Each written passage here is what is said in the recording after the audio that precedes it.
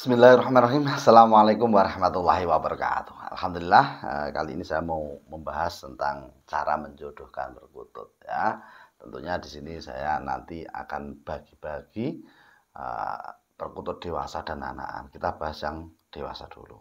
Oke, yang baru nonton silahkan subscribe, nyalakan lonceng untuk dukung channel ini terus berkembang dan insya Allah bermanfaat untuk pecinta-pecinta perkutut yang mau ternak ataupun info tentang perkututan ya. Langsung saja. Yang pertama, cara menjodohkan perkutut itu harusnya kita cari yang jantan betina ya. Ya mesti Mas kan. Harus jantan betina. Ini harus Anda yakinkan dulu ya. Jadi ada teknik-teknik yang saya katakan kemarin ya, dipelajari betul-betul. Mas, saya belajar kok bingung. Kalau Anda mempelajari jantan dan betina masih bingung, berarti Anda hebat ya, karena orang hebat itu harus bingung dulu.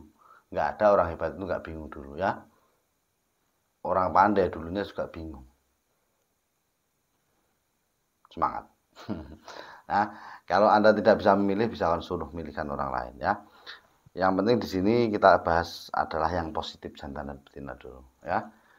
Anda menjodohkan jantan dan betina, kalau sudah ketemu, saran saya yang kedua, betinanya lebih tua. Kenapa? Karena secara umum perkutut itu birahinya cepat yang jantan ya, betina itu lebih lambat daripada jantan. Ini terbukti dalam peternakan saya yang sudah saya jodohkan ratusan pasang, itu yang rata-rata seperti itu. Ada jantan itu yang sampai tua baru birahi, itu ada juga, tetapi itu jarang ya, jarang. Apalagi perkutut Udan Mas dan putih, Anda tidak bisa sama ratakan dengan perkutut warna lainnya ya. Ketika Anda memelihara perkutut putih dan Udan Mas, kok nggak ada gacor-gacor, kok nggak seperti perkutut lainnya, memang perawatannya beda ya. Pemahaman kita terhadap perkutut itu harus luar biasa ya, perawatannya beda. Bedanya gimana Mas?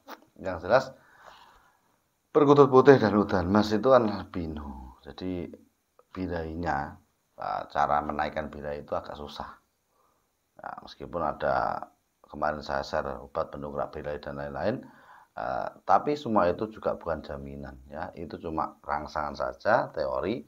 Kalau berhasil alhamdulillah, kalau enggak ya memang susah tadi. Oke, jadi cari betina yang lebih tua, jantannya lebih muda. Ini yang paling efisien ya dalam penjodohan perkutut. Oke, selanjutnya, apakah langsung di kandang kan jadi satu atau main tempel? Nah, ini yang sering jadi masalah teman-teman dan jadi perbincangan publik. Sebenarnya semua punya kelebihan dan kekurangan, teman.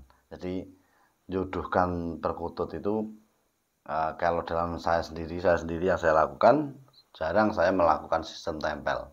Pernah beberapa kali, cuma yang sering saya pakai adalah sistem langsung campur jantan dan betina. Kenapa Mas nggak pakai sistem tempel? Karena ya kesusahan tempatnya. Bayangkan kalau saya menjodohkan 100 perkutut, nempel dulu berarti saya butuh 200 kotak kan. Betapa susahnya nanti pengamatan saya. Nah, dalam penjodohan langsung campur ini ada efek sampingnya juga. Dalam tempel juga ada kelebihan dan kekurangan juga. Kalau kita langsung nyampur jodohan dalam satu kandang, itu biasanya pengamatan harus ekstra. Dalam arti apa? Kita harus jeli betul dalam pengamatan kalau terjadi overbirahi.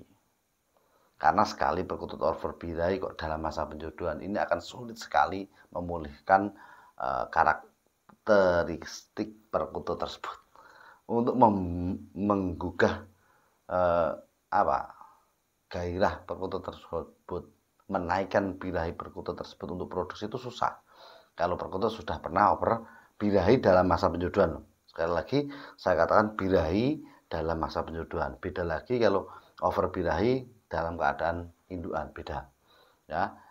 Karena apa? Kalau over birahi dalam masa penjodohan, ini burung belum kenal. Kalau jadi pertengkarannya hebat betul. Makanya biasanya korban akan trauma yang mendalam. Ini yang saya pahami seperti itu. Beda lagi kalau sudah indukan. Kalau indukan itu memang sudah jodoh, sudah kenal lama, cuma terjadilah percekcokan. Biasanya sistem cabut bulu selesai kan itu. Ini yang saya alami ya. Untuk penjodohan awal teman, ini bisa juga sabut bulu, cuma biasanya harus diawasi betul-betul. Ya, ada juga yang sistem mandi untuk menurunkan birahi itu ada. Ya, silakan dicoba semua. Ya, dimodifikasi sendiri sesuai dengan kebutuhan kandang Anda. Ya, jadi kalau Anda menjodohkan langsung satu kandang jadi satu jantan betina, Anda harus siap-siap mengamati dengan detail ketika terjadi overbirahi. Karena itu riskan sekali dengan overbirahi. Nah, kalau sistem tempel dulu, ya, sistem tempel sekiranya sudah bekur, sudah kerot dan lain-lain, ini menunjukkan gelagat yang sudah berjodohkan. Ini biasanya efek overbirahi tidak begitu banyak. Ya, jadi kemungkinan untuk overbirahi itu tipis. Cuma kekurangannya kalau penjodohan sistem tempel ini biasanya memakan banyak tempat, ya, banyak tempat juga tenaga kita terkuras habis dalam masa penjodohan tersebut. Karena apa? Bayangkan saja kalau kita menjodohkan 100 pasang ataupun 50 pasang lah. 50 pasang berarti kita harus ngecer jantan dan betina itu satu-satu dalam 100 kotak. Kalau 50 pasang ya. Setelah jodoh baru kita oper dan lain-lain. Ya, itu akan juga memakan banyak tempat, memakan banyak energi. Tapi kalau langsung satu kotak itu sepasang, itu hemat energi. Cuma kita harus betul-betul paham, betul-betul mengamati secara rutin. Jangan sampai terjadi overbirahi yang berkelanjutan. Kalau overbirahi langsung kondisikan dengan cara dimandikan atau apa, nggak masalah. Tapi kalau saya overbirahi dihajar habis-habisan sampai hancur, baru Anda kondisikan, biasanya pulihnya mental perkutut itu sulit sekali kalau dalam masa penjodohan. Ya, beda lagi kalau luka dalam anggungan, beda. Luka karena dirinya sendiri gelabak itu beda. Tapi kalau luka dalam pertandingan, dalam penjodohan, susah teman. Ya. Jadi perhatikan betul-betul. Yang selanjutnya, kalau dari anakannya ini tadi kita bahas dalam segi perkututnya sudah dewasa. Loh Mas, tak perjelas lagi. Mas, kalau penjodohan sistem kutut dewasa, misalnya betinanya umur 8 bulan, jantannya umur 4 bulan atau 5 bulan, ya. Selisih 3-4 bulan nggak masalah.